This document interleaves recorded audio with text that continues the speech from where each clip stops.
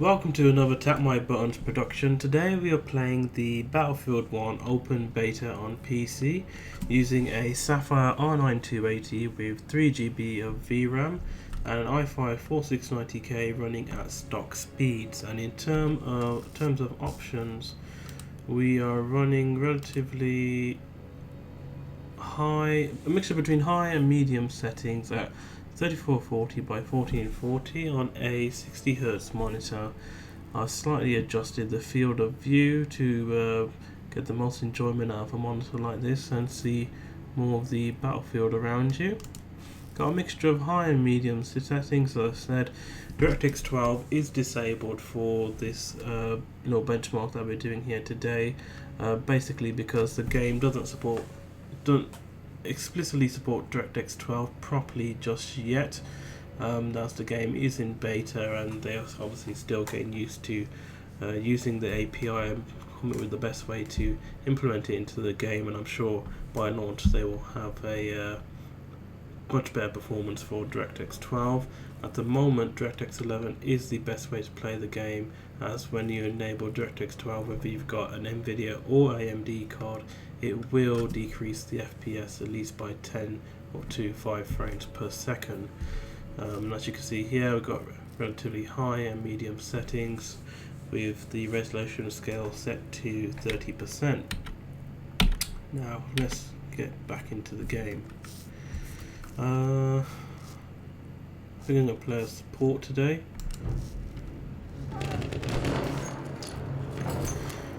At the moment, on screen you are seeing that we're getting about 45 frames per second, but that isn't actually reflective of the actual frames per second that I do get once I've disabled this recording software right here. I actually get 60 frames per second with this GPU when I'm not recording, which is an amazing result considering how old this GPU is. God damn it, I just got killed.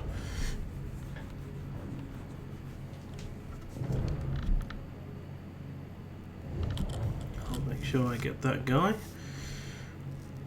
But yeah, what you're seeing right here is a bit of mist and fog, and that's part of the Battlefield 1 experience actually, whereby the battlefield will change its landscape at a minute's notice. 1 minute might get a sandstorm, the next it might be a mist or fog covering the battlefield.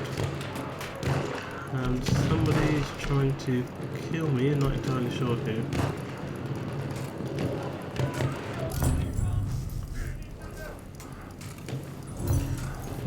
Well, I've learned something. But yeah, Battlefield 1 definitely supports the ultra-wide resolution, and it supports it really well, as you can see. The user interface definitely fits the proportions of the 21.9 screen very well, and we are getting roughly about 60 frames per second, like I said, once you aren't recording.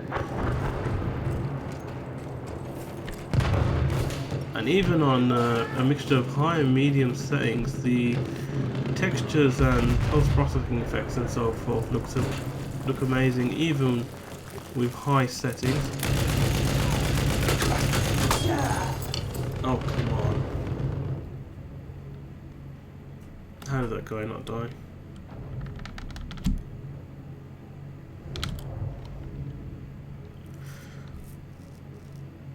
You gotta love Battlefield. If you guys are wondering also what this flickering is all about, that's actually because I've slightly overclocked my R9 280 here, and the beta doesn't really like overclocked cards, and it does show some little artifacts here and there, which is what you are seeing. That's why we've got flickering everywhere. But it doesn't really bother me too much once you get into the gist of things.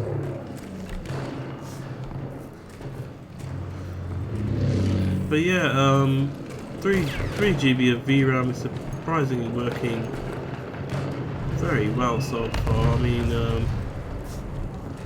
you'd think that you get a lot of stuttering and so forth, but that actually is not the case at all. It's been running pretty smooth so far.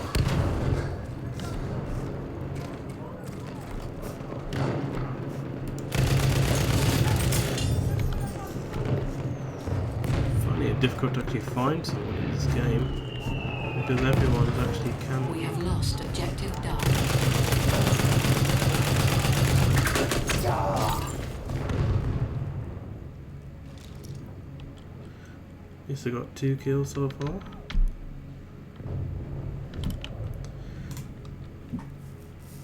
Now, many of you might think that using a R9 280 is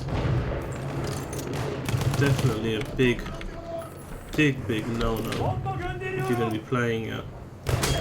Oh, come on. If you're going to be playing at 3440 by 3440 by 1440. Got my words a bit muddled up there. But in actual fact, it really isn't that bad. I mean, if you don't mind playing on a mixture of high and medium settings in your favourite games. I mean, the games that I've played so far that I haven't really had a problem with is Grand Theft Auto 5 for one. I can play at 3440 by 1440 and get, I would say, a mixture of 42. What's that? I can't spit flying. 40 to 50 frames per second at 3440 by 1440. And same with Rise of the Tomb Raider as well. But that's at 2560 by 1080 actually, I must admit. At 3440 by 1440 you definitely cannot play at the resolution with this card right here. And what I'm basically trying to do with this series of videos is show you that you don't really need an expensive GPU after all to play games like this.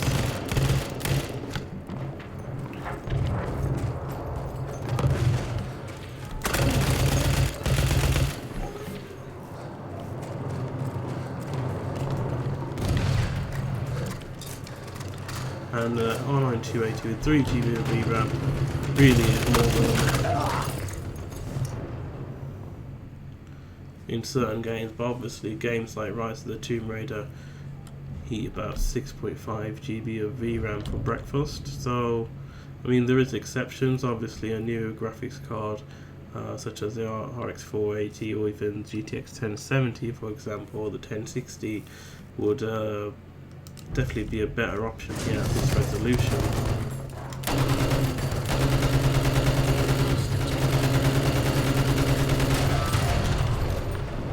Damn. What was that?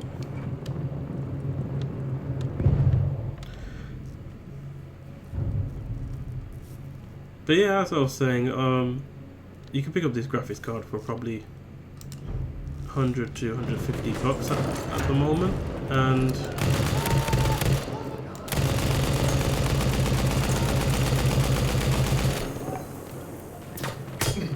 oh god, where's he gone? And yeah, you can probably pick it up for 100 bucks now, and consider you could play games like this, Battlefield 4, Battlefield 1, or even Hardline at this resolution is pretty amazing, I would say. Oh, I definitely walked into that one.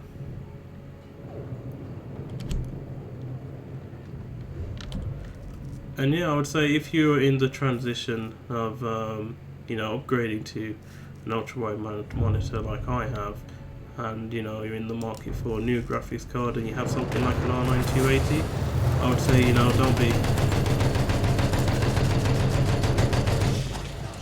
don't be deterred in thinking that you need something like a 980 Ti or 1070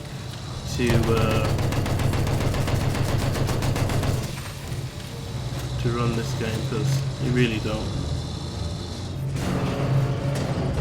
I'm having a great time with this on a R9 280, as you can see.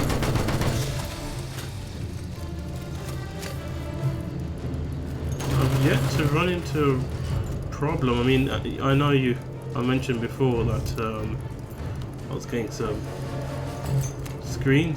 not screen tearing, but a bit of flickering here and there, but We have taken objective Freddy.